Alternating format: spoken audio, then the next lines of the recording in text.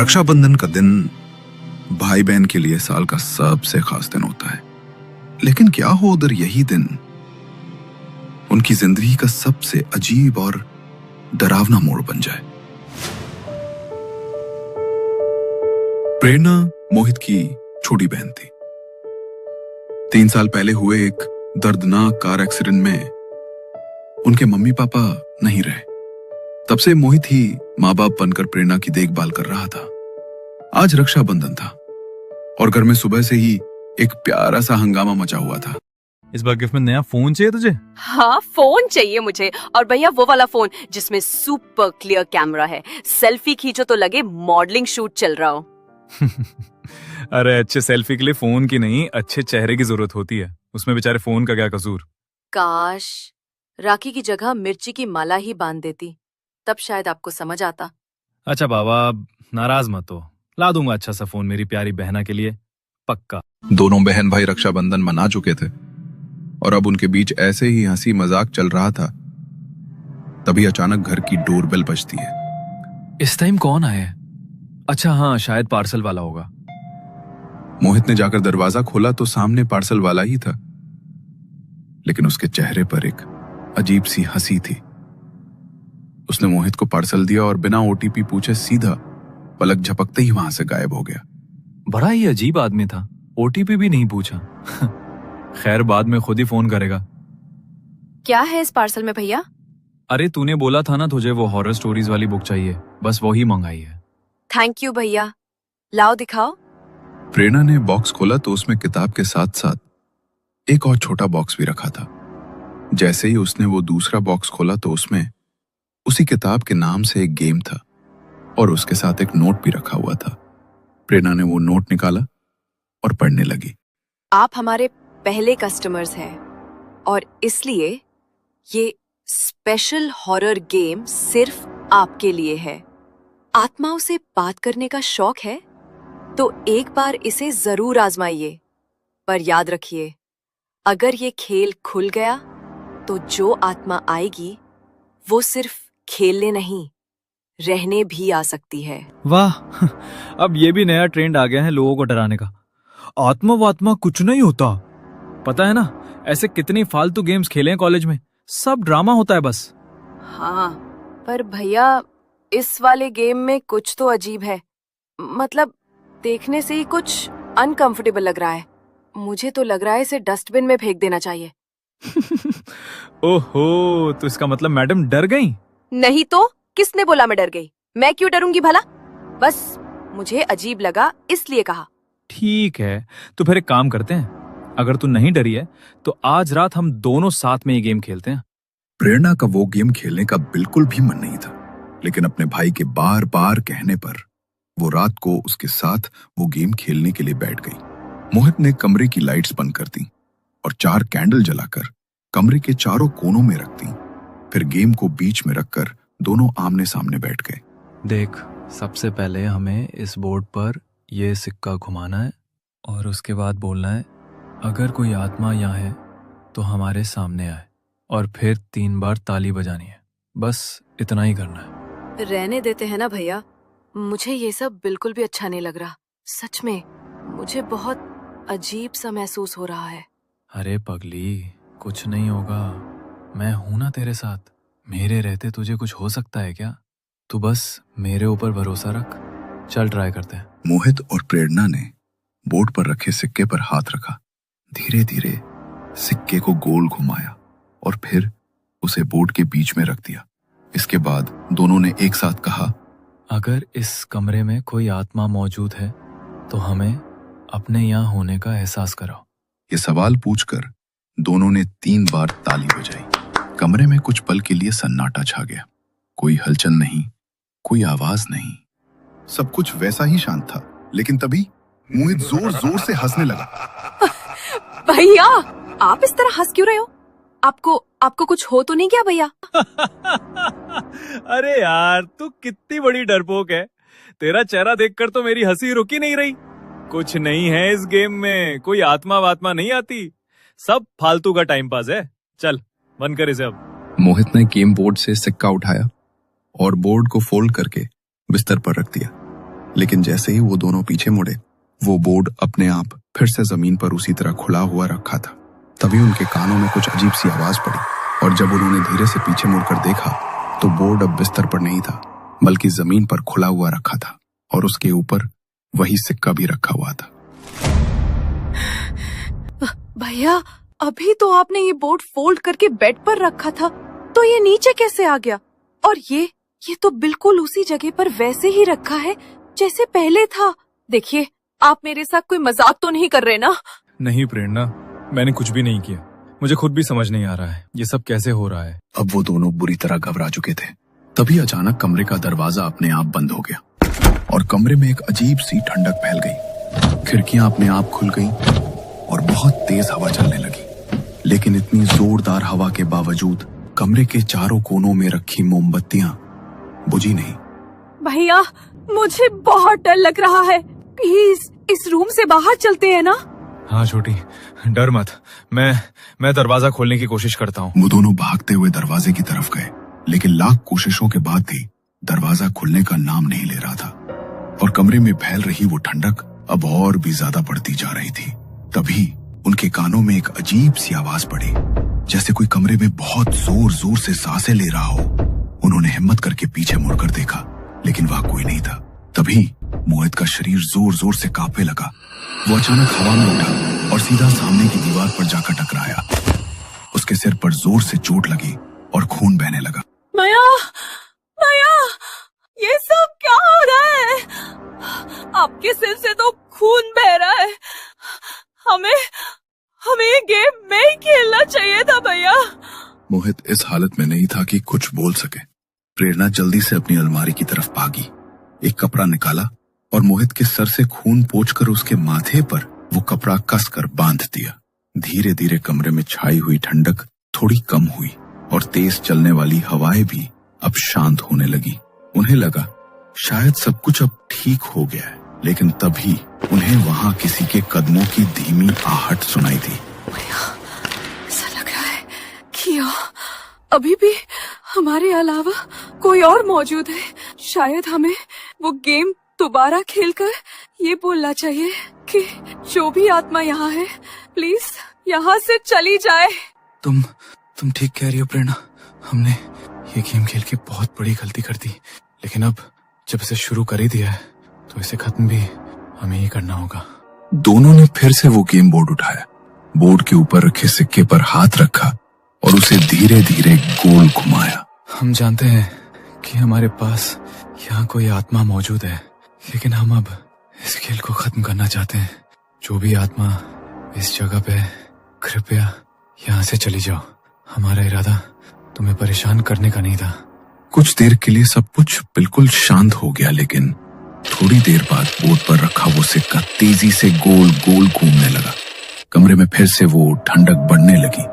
इससे पहले कि वो कुछ समझ पाते, अचानक खुद ब खुद कमरे का दरवाजा खुला। पीछे से कसकर किसी ने मोहित के बालों को पकड़ा और उसे घसीटते हुए कमरे से बाहर ले गया। मोहित जोर जोर से घसीटता चला जा रहा था और प्रेरणा उसके पीछे पीछे भाग रही थी। भैया, भैया! अचानक घसीटते घसीटते मोहित घर के दूसरे कमरे के बाहर जाकर रुका, लेकिन मानो जैसे उसे किसी ने हवा में उठाया। कुछ देर बाद मोहित के पैर जमीन पर आकर टिके, लेकिन जैसे तो वो अपने होश में नहीं था। उसने अपना सर कमरे के दरवाजे में मारना शुरू किया। उसके सर पर पहले ही चोट लगी थी और प्रेरणा ने उसके सर पर जो कपड़ा बांधा था वो भी अब खून से भर चुका था। मोहित की ऐसी हालत देखकर प्रेरणा को कुछ भी समझ नहीं आ रहा था। वो डरते हुए उसके पास गई। उसने मोहित को रोकने की बहुत कोशिश की। भैया, आपको क्या हो गया भैया? प्लीज ऐसा मत कीजिए, आपको कुछ हो जाएगा। मोहित अचानक रुका। प्रेरणा अपने स्कार्फ से उसके माथे से निकला खून साफ करने लगी। तभी मोहित ने अपने माथे से उसका हाथ हटाया और बड़ी ही भयानक मुस्कुराहट के साथ उसे देखने लगा। उसने उसकी गर्दन पकड़ी और उसे दूर फेंक दिया। वो उसकी ओर देखता हुआ बड़े ही भयानक तरीके से हंसने लगा और हंसते हुए अपने हाथ पैरों पर उल्टा घूम गया और अपने हाथ पैरों के सहारे सीढ़ियों से नीचे उतरने लगा। उसे इस तरह देख प्रेरणा की जान हलक को आ गई थी। मुझे कुछ भी करके भैया को बचाना होगा। मैं खुद किसी आत्मा का सामना नहीं कर सकती। भगवान जी, प्लीज मेरी मदद करो, मुझे बाहर जाना होगा। उनके घर से कुछ दूरी पर एक मंदिर था। प्रेरणा वहीं पर जाना चाहती थी, इसलिए वो जल्दी से नीचे उतरी। लेकिन इससे पहले वो दरवाजे तक पहुंच पाती, सीढ़ियों के नीचे छिपे मोहित ने उसके पैर को पकड़कर खींच लिया और वो सीधी जमीन पर गिर पड़ी। मोहित उसे देखकर पागलों की तरह हंसते लगा। आत्माओं को बुलाने का बहुत शौक था ना तुम्हें, तो लो अब मैं आ गई। पर अब तुम मुझसे दूर क्यों भाग गए हो? देखो, हम दोनों से बहुत बड़ी गलती हो गई, लेकिन प्लीज मेरे भैया को छोड़ दो, मेरे भैया को जाने दो। हम तुम्हें परेशान नहीं करना चाहते थे। No no no no no तुम मुझे बुलाते हो अपनी मर्जी से, लेकिन जाऊंगी तो मैं खुद अपनी मर्जी से, और वो भी तुम दोनों को लेकर। मैं बिल्कुल अकेली हूँ, मेरे साथ कोई है ही नहीं, इसलिए मुझे तुम्हारी आत्मा चाहिए, हमेशा हमेशा के लिए। नहीं नहीं, मैं अपने भैया को कुछ नहीं होने दूंगी। उसकी बात सुनकर मोहित जोर जोर से भयानक आवाज में हंसने लगा। उसने अपने हाथ की हड्डी को मरोड़ा और पूरे घर में उसकी हड्डियों के चटकने की आवाज गूंज उठी। दर्द के मारे वो जोर जोर से चिल्ला रहा था, और जैसे ही प्रेरणा उसके पास जा रही थी, वैसे ही वो खुद को और ज्यादा दर्द पहुंचा रहा था। प्लीज ऐसा मत करो, मेरे भैया को छोड़ दो, उन्हें बहुत दर्द हो रहा है। लगता है तुझे अपने भाई को दर्द में देखकर कुछ ज्यादा ही तकलीफ हो रही है। एक काम करती हूँ, पहले तुझे ही मार देती हूँ, तो फिर तुझे तकलीफ नहीं होगी। उसने डाइनिंग टेबल पर रखी फूड बास्केट से चाकू उठाया और प्रेरणा की तरफ फेंक कर मारा। वो चाकू सीधा प्रेरणा के हाथ में जा लगा। प्रेरणा दर्द से चीख उठी। मोहित तेजी से उसकी तरफ भागा और उसके हाथ से चाकू खींच लिया और उसी चाकू को उसकी हथेली में घोंप दिया। वो बार बार उसी घाव पर वार करता गया। प्रेरणा का पूरा हाथ खून से सन चुका था। उसकी आंखों से आंसू लगातार बह रहे थे, लेकिन मोहित के ऊपर तो अब शैतान सवार था। दर्द हो रहा है? कोई बात नहीं, थोड़ी देर में सब खत्म हो जाएगा, क्योंकि मरने के बाद कोई दर्द नहीं होता।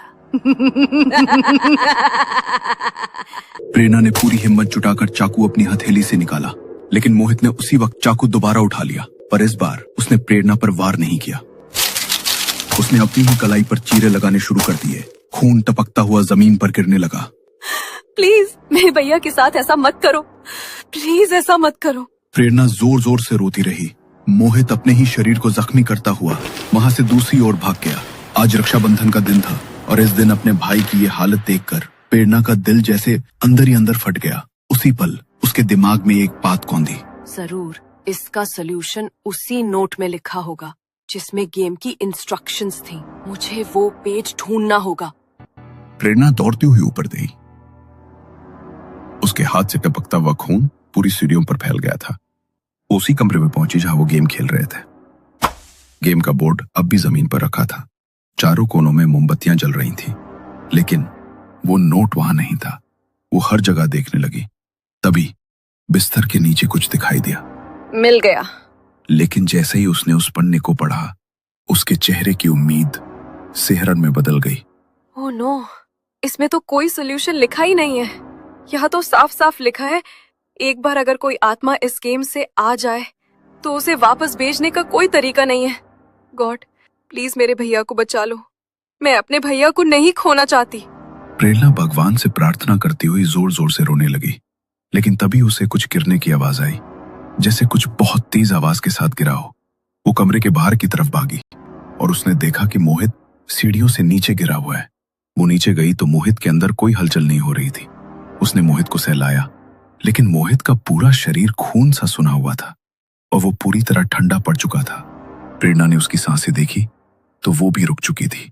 नहीं नहीं, मेरे भैया को कुछ नहीं हो सकता। बोलो ना भैया, आपको कुछ नहीं हुआ? आप ठीक हो ना भैया? प्लीज बोलो भैया। प्रेरणा अपनी गोद में अपने भाई का सिर रखे रो रही थी। उसकी जिंदगी में उसके भैया के अलावा कोई नहीं था। सुबह ही उसने उसके साथ रक्षाबंधन मनाया था, लेकिन अब वही भाई उसे हमेशा के लिए छोड़ चुका था। वो खुद को संभाल नहीं पा रही थी। उसका पूरा शरीर कांप रहा था। उसी वक्त पीछे से हलचल हुई। प्रेरणा ने धीरे से पीछे मुड़कर देखा तो एक काली परछाई उसकी ओर बढ़ रही थी। मारना चाहती हो ना तुम मुझे? तो ठीक है, मार दो। मेरे भाई को तो तुमने मुझसे छीन ही लिया, तो अब मैं भी जीकर क्या करूंगी? मार दो, खत्म कर दो मुझे। ऐसा कह ही रही थी कि सामने की टेबल पर रखा फूलदान हवा में अपने आप उठ गया और सीधा प्रेरणा के सिर पर आकर लगा। उसके सिर से खून बहने लगा और तभी वो काली परछाई उसके बालों को झपट कर पकड़ती है और घसीटना शुरू कर देती है। मगर तभी वो अचानक रुक गई, जैसे प्रेरणा के पैरों को किसी ने पकड़ लिया हो।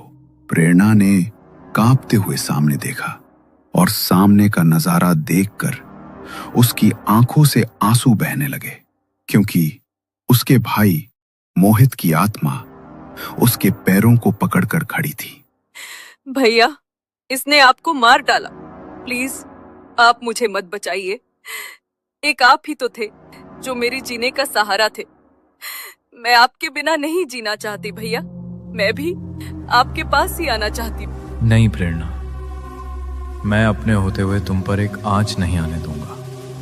और वैसे भी आज रक्षाबंधन का दिन है ना, तुमसे वादा किया था मैंने कि तुम्हारी रक्षा करूंगा। अब जीते जी तो इस आत्मा का कुछ नहीं कर पाया, पर अब ये तुम्हारा कुछ नहीं बिगाड़ पाएगी। तुम्हारा भाई तुम्हारी रक्षा के लिए तुम्हारे साथ है। मोहित की आत्मा आगे बढ़ी। वो काली परछाई उस पर झपट पड़ी, लेकिन मोहित की आत्मा शुद्ध और पवित्र थी, इसलिए वो उस आत्मा पर हावी पड़ गया। तभी खिड़की से एक अलौकिक रोशनी कमरे में दाखिल हुई और सीधी मोहित की आत्मा पर पड़ी।